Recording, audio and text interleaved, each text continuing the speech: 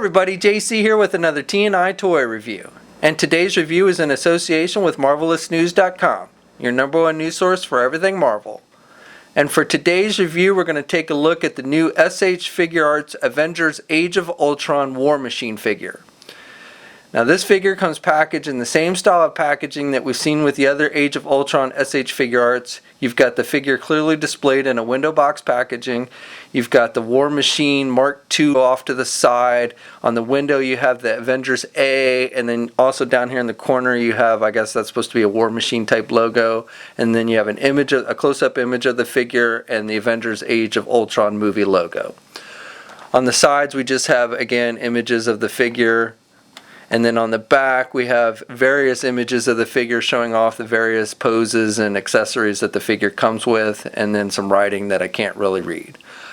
Okay, so let's get this open and take a look at what's inside. Okay, so here's a look at the figure outside of the packaging. Now before we look at the figure itself, let's quickly look at the accessories that come with this figure, which are essentially the same ones that come with the other Iron Man figures in this S.H.Figuarts line. So you have the various blast effects. You have two for his hands, so you've got the long ones for his repulsor blast, and then you've got a pair of short ones for like his navigation when he's flying. And these just attach, there's a hand that has a peg that sticks out the middle, and you just plug the little blast effects into the hand that you want to use. Besides that, he also comes with a pair of blast effects for his feet, for his jet boots, and those you just plug into the little holes on the bottom of his feet, so it gives him the appearance that he's flying. And then finally, because it's War Machine and he's got the shoulder cannon, they've given a blast effect for that, so it looks like he's firing his shoulder cannon, and it's just got two pegs that fits into the cannon itself. And all the blast effects are done with just that kind of orange clear plastic. Some of them have some white coating at the end of it. Besides the blast effects, he also comes with 4 different pairs of hands. So he's got the closed-fisted hands that come attached to the figure when you open it. And you'll notice it's got the little armor piece that comes over it, and that's removable. Those little armor pieces on the hands are removable, and you just, when you switch out the hands, you take that off and put it on whatever pair of hands that you want. He's also got a pair of the hands I mentioned before with the little pegs that stick out. Now with those, they actually have the armor pieces on the hand which are attached. You can't remove it on those hands. He then has a pair of open hands for like saluting. And then he's got a pair of open hands for like posing, like as if he's about to fire his repulsor blast, but you don't want to necessarily use one of the blast effects. They've given you a pair of hands for that. So when it comes to the figure itself, now this figure is just a repaint of the Iron Man 3 Iron Patriot figure that they did. So this is the exact same figure, just repainted. Now as far as the paint applications go on this figure, I'm actually a little disappointed with them. I actually think that the Hasbro Marvel Legends figure has a little nicer paint applications. So first of all, I like the darker gray colors and the shinier silver colors on the Hasbro Marvel Legend. They look more armory than the duller paints that they used on this S.H.Figuarts version. But more specifically, there's not as much detail. So like with the Marvel Legends ones, you have the little FF on his shoulder, and you've got the Air Force logo on his wrist and his name on his chest.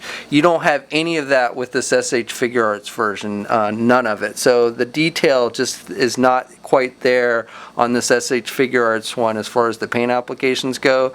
So it's a little disappointing because you would expect a higher end figure like this would have nicer paint applications than the Hasbro Marvel Legends one. Now the figure itself is nice, and I mean the paint applications aren't bad, you know, there's no paint errors or anything. I just prefer the ones and like the added detail on the Hasbro Marvel Legend one. But as for the figure itself, it's nicely sculpted. Again, same sculpt as the Iron Patriot figure. And then this figure has the shoulder cannon, which I do think is nicer than the one on the Marvel Legends one. It's got more articulation and more posability. So, you know, it attaches on, it's got 2 holes on his back, so you can put it on his left side or his right side.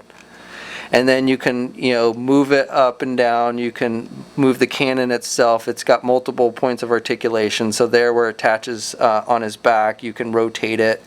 And then you can rotate the cannon itself, and you can turn the cannon itself. So again, it's just got multiple points where giving it more posability. Now it also it comes apart in multiple points. Basically those articulated points are just little pegs, and so you can take it apart.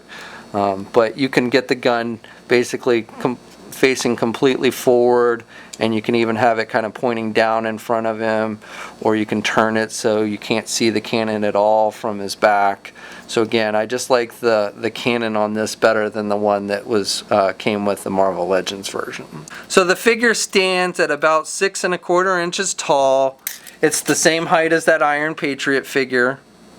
It's also about the same height as the other Iron Man figures in this line. Now, as I've said with the previous Iron Man figures and reviews that I did for those, I do think these figures are a little bit on the small side as far as scale. So here he is next to the S.H.Figuarts Avengers Age of Ultron Captain America. And War Machine is a little bit taller than Cap, but I would expect him to be, he should be a little, in my opinion, should be a little bit taller than this. He's only a hair taller, and so I would expect him to be a bit more taller than Cap. And then here he is next to the Marvel Legends version. And the Marvel Legends one is definitely taller, but that's pretty typical. All the Marvel Legends counterparts to the S.H.Figuarts ones tend to be taller. Articulation on this figure is good and is definitely better than the Marvel Legends version, especially with the head. So the head's attached with a ball joint, but then you also have movement with the neck. So you can get him, he can look down really good, and he can get his head back. You can get him in some better flight poses because he can basically look straight ahead when he's in flight mode, or almost straight ahead. He also can turn his head left and right with no problem, and he can kind of pivot the head to the left and the right as well. So much better movement with the head than the Marvel Legends version. Arms are attached with ball joints, and then you also have that extra movement inside the shoulder like you typically see with the S.H.Figuarts. So he's got good movement at the arm. He can do his arm forward and back.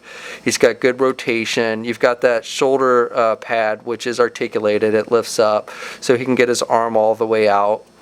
He's got a bicep swivel, so he's got good swivel there. He's got a double hinged elbow, so he's got good bending at the elbow. And then he's got swivels at the wrist. And you can get some up and down movement. Now with the little armor piece that comes over a hand, that does limit how much up you can get the hand. Of course, you can remove that if you want to. He's got a midsection joint, so he's got some crunch, a little bit of crunch down, and he can look up a little bit. He's also got rotation there at the midsection. He's also got a waist swivel, so he's got swivel there at the waist. He's got these little flaps that lift up on the sides of his legs, so he can do the splits good. He can get his leg forward pretty good, and he can do his leg back. He's got a thigh swivel, which is attached with a ball joint. He's got a double hinged knee, so he's got good bending at the knee. And then he's also got good movement with the feet. So he's again got these armor pieces that are articulated, so not to limit his feet movement. So you can get his foot down and up pretty good.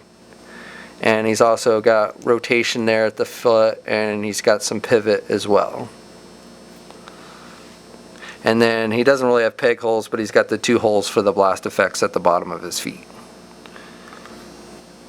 Okay, so that's my review. I would say this is a pretty nice figure. My only complaint with it is I would have liked to have seen some added detail with the paint applications. But other than that, I think it's a nice looking figure, good articulation, good head movement. So I like that figure from that standpoint. I also would say maybe, like I said, with all these Iron Man figures, they're a little bit on the short side, but that's not too major. This figure is out now. It's an import figure, so you'll need to buy it someplace like Big Bad Toy Store or someplace that sells imported figures. It's probably going to cost you in the neighborhood of, I think, around $70, so it definitely is a bit more expensive than a $20 Marvel Legend figure. We'll have a full gallery of images up at marvelousnews.com. There's a link in the description below. And as always, leave a comment, let us know what you think, and if you're so inclined, please like the video. And until next time, I'll catch you later.